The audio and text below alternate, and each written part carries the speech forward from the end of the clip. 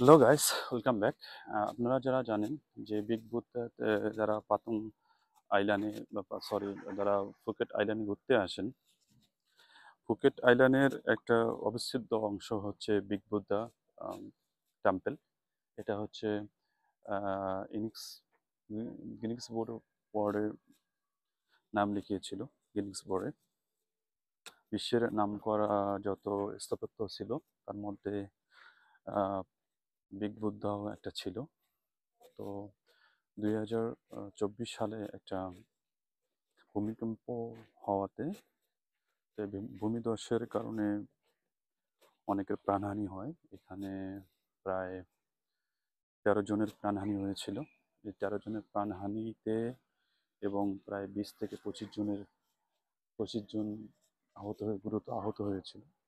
তো যার কারণে বিগ বুদ্ধা প্রজেক্টটি গভর্নমেন্ট বন্ধ করে দিতে বাধ্য হয়।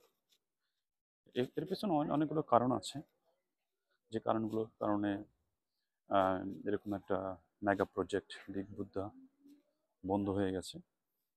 এটা আসলে অনির্দিষ্টকালের জন্য বন্ধ। গভর্নমেন্ট এটা কবে এটা আবার চালু করবে এটা কেউ জানে না আসলে। তা আপনারা যারা ফুকেট আইল্যান্ডে ঘুরতে আসবেন তারা অনেকে বিগ বুদ্ধার প্যাকেজ নিয়ে ঘুরতে আসেন।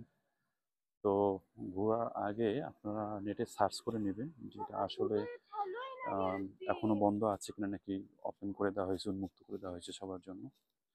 তাহলে আপনারা যদি জেনে শুনে আসেন তাহলে আপনারা প্যাকেজ নেওয়ার আগে আপনারা একটু চিন্তা করবেন। তো এই জন্য বললাম। তবে এই জায়গাটা আপনাদেরকে আহ, মন ভরিয়ে দেবে। কারণ এখানকার এটা হচ্ছে ফুকেট আইল্যান্ডের সবচেয়ে উঁচু জায়গা। এখানে এসে আপনারা যতটুকু সময় পার করবেন আপনাদের ভালোই লাগবে। এখানে ভিডিও, সেলফি যেগুলো উঠাতে চান আপনারা পারবেন। এখানে জাস্ট পার্কিং লটের পাশে এই জায়গাটাকে রাখা হয়েছে আর কি। তো পেছনেই হচ্ছে, আপনারা দেখছেন আমার পেছনে, দেখেন ওটাই হচ্ছে বিগ বুদ্ধা, যেটা দেখার জন্য আপনারা আসেন। এটা আসলে অনির্দিষ্টকালের জন্য এটা বন্ধ করে দেওয়া হয়েছে।